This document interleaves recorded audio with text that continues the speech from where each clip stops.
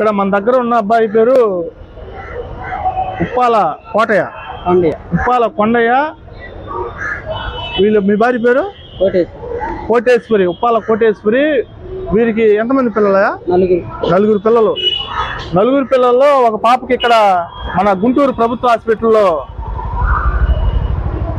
ఊపిరితిత్తుల ఇన్ఫెక్షన్ కారణంగా పలు దీర్ఘకాలిక వ్యాధులతో చికిత్స పొందుతుంది. ఆక్సిజన్ మీద ఉంది. కారణం ఏంటంటే వీరు ఎక్కడైతే పని చేస్తున్నారో ఆ యజమాని కర్రలు కొట్టే పని, ఆ కర్రలు కొట్టే పని దగ్గర వీళ్ళని కనీసం ఆ పాపకి టీకాలు వేయించుకోవడానికి కానీ, కడుపుతో ఉన్నప్పుడు స్కానింగ్లకు కానీ ఇడిచిపెట్టకపోవడం కారణం చేత పుట్టినప్పటి నుంచి మూడు సంవత్సరాల పాపకి ఏ టీకాలు వాడిన కారణం చేత ఆ పాపకి దీర్ఘకాలిక వ్యాధులు సంభవించి ఇప్పుడు ప్రాణాపాయ స్థితిలో ఇక్కడ కొట్టిమిట్టాడుతూ గుంటూరు ప్రభుత్వ హాస్పిటల్లో చికిత్స పొందుతుంది.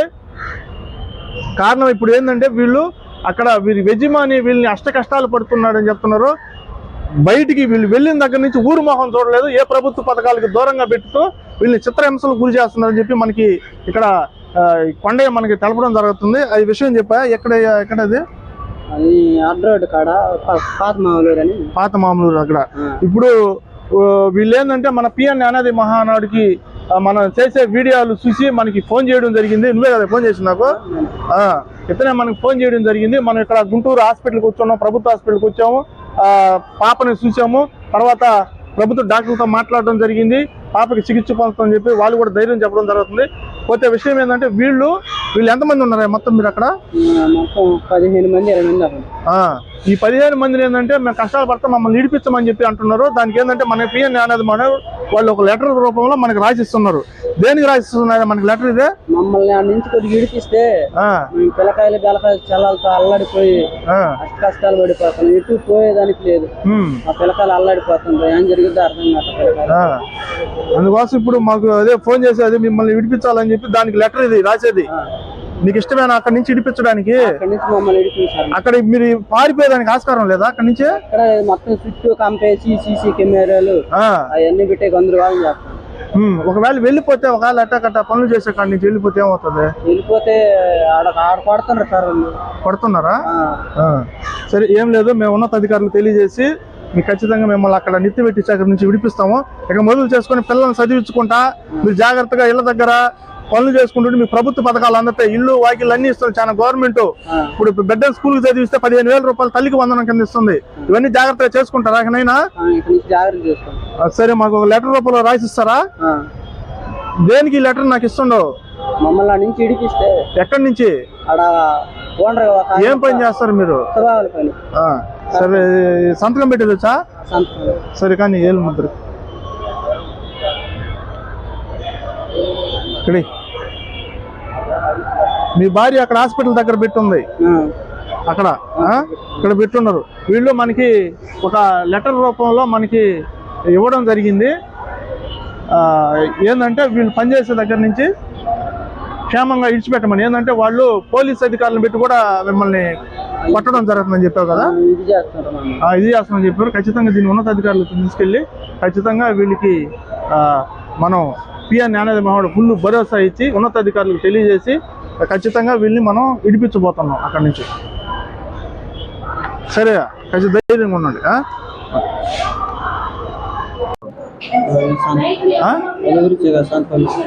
అక్కడ ఎవరు మీరు కర్రలు కొట్టేది ఎవరు? సైదా ఓనర్ పేరు.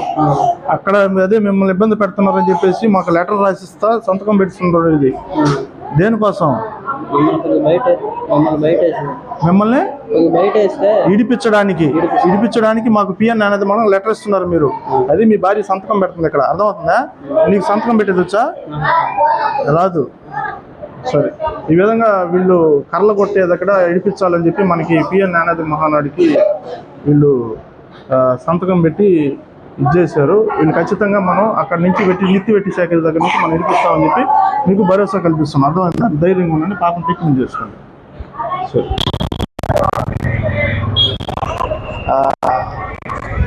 అట్లా జై భీమ్.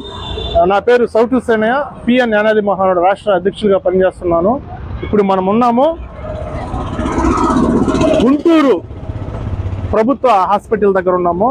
ఇక్కడ వీళ్ళు పాప 3 సంవత్సరాల పాప కోమల కదా, కోమల 3 సంవత్సరాల పాపకి సీరియస్గా ఊపిరితిత్తుల్లో నెమ్ము ఇన్ఫెక్షన్తో గురయ్యింది. కారణం ఏమంటే చిన్న వయసు నుంచి ప్రభుత్వ పథకాలకు సంబంధించిన హాస్పిటల్కి సంబంధించిన ఏ టీకాల పాపకి వాడకపోవడం వల్ల, ఈ టీకాలు ఆ పాపకి వాడకపోవడం కారణాలు వీరు నిత్య వెట్టి చాకిరీకి గురైపోయిన యజమానులు దుర్మార్గం వల్ల ఆ పాపకి వీరి పిల్లలకి టీకాలు వేయించకపోవడం వల్ల ఈరోజు ప్రాణాంతకమైన దీర్ఘకాలిక వ్యాధులతో ఆ 3 సంవత్సరాల పాప చిన్నారి అనారోగ్య గురయ్యి ఇప్పుడు ఈ గుంటూరు ప్రభుత్వ హాస్పిటల్లో ఆక్సిజన్ మీద చికిత్స పొందుతుంది. మేము లోపలికి వెళ్ళి ఆ పాపను చూసొచ్చాము. చూసి డాక్టర్ని ఆ పాప స్థితిగతుల విషయాలు అడిగి తెలుసుకోగా డాక్టర్లు ఈ పాపకి చిన్న వయసు నుంచి ఏ టీకాలు వేయకపోవడం వల్ల ఇప్పుడు ఆ పాపకి ఊపిరితిత్తుల్లో ఇన్ఫెక్షన్కి గురై పలు దీర్ఘకాలిక వ్యాధులు వ్యాప్తి చెంది ఆక్సిజన్ మీద ఉంది. ఆ పాప తట్టుకోవాలంటే చాలా కష్టపూరితమైన, అంటే బాడీ సహకరించట్లేదు. చాలా మేము కష్టపడి చికిత్సలు చేస్తున్నాము. ఖచ్చితంగా ఆ పాప తట్టుకుంటుందని కూడా మేము భావిస్తున్నామని కూడా డాక్టర్లు మనకి ధైర్యం చెప్పడం జరిగింది వాళ్ళ కన్న తల్లిదండ్రులకి. పోతే విషయం ఏంటంటే వీళ్ళు కర్రలో పని చేస్తున్న ఓనరు వీరిని ఇంటి దగ్గర నుంచి, అంటే వీళ్ళు చేస్తున్న ఏదైతే పని దగ్గర నుంచి బయటికి పంపించకపోవడం వల్ల వీరు ఈ పిల్లలు ఈ అనారోగ్య కారణాలకు గురయ్యి ఆ దీర్ఘకాలిక వ్యాధులకి గురవుతున్నారు. అదేవిధంగా గర్భవతులు కూడా అక్కడ ఉన్నారని, వారు కూడా ఏ చికిత్సలు అంటే గర్భవతికి కూడా స్కానింగ్లు కూడా తీసుకునేదానికి కూడా బయటికి పంపించకుండా ఉంటున్నారని ఇక్కడ ఈ బాధితుడు మనకి చెప్పడం జరిగింది. ఖచ్చితంగా సంబంధిత అధికారులకి, ఉన్నతాధికారుల దృష్టికి తీసుకెళ్లి ఎవరైతే వీళ్ళు ఓనర్ ఉన్నారో వారిపైన కఠిన చర్యలు తీసుకునే వరకు మా పిఎన్ జ్ఞానాది మహానాడు బాధితులకి అండగా ఉంటుందని బాధితులకి మనం భరోసా కల్పించడం జరిగింది. వాళ్ళ మీద కేసు పెడతావా నువ్వు? ఇప్పుడు ఏ విధంగా బాధపడుతున్నాడు? అదే పని చేయకపోతేనేమో పడతాను పడుతున్నాడు. ఏదన్నా ఇంటికాడ ఏదన్నా ఇళ్ళకి వెళ్తాను బెదిరించి గౌరవాలని చేస్తాను.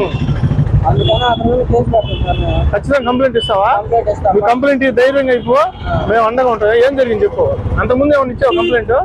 అంతకుముందు ఇలా నన్ను కేసు పెట్టేదనా, కొట్టేడికి నా మీద కేసు పెట్టి నన్నే వ్యవహారం చేశారు. ఇప్పుడు నేను తీసుకుంటా.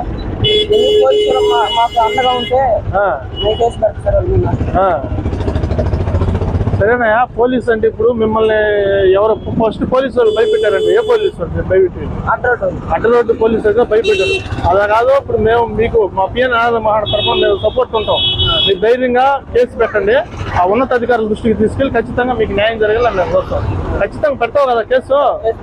పెడతావు కదా మీకు జరిగిన అన్యాయానికి? సరే, ఓకే. ఇది విధంగా బాధితుడు వాళ్ళపైన కంప్లైంట్ ఇవ్వాలి, పోలీస్ కంప్లైంట్ ఇవ్వాలని చెప్పి మనకు తెలియజేయడం జరుగుతుంది.